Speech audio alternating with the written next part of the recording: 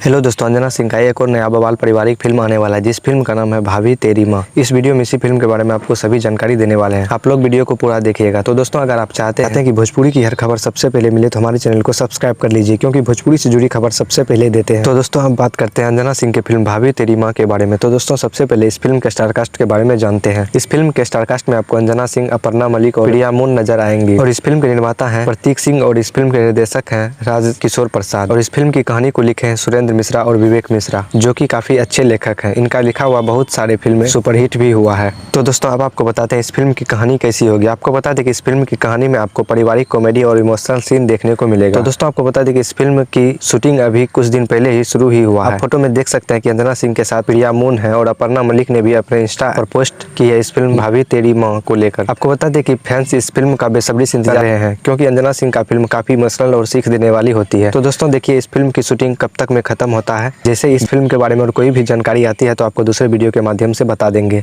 तो ये भोजपुरी करने वाले फिल्मों का अपडेट। अगर वीडियो अच्छी लगी हो तो वीडियो को लाइक और चैनल को सब्सक्राइब कर लीजिए। मिलते हैं अगली वीडियो में, तब तक के लिए धन्यवाद।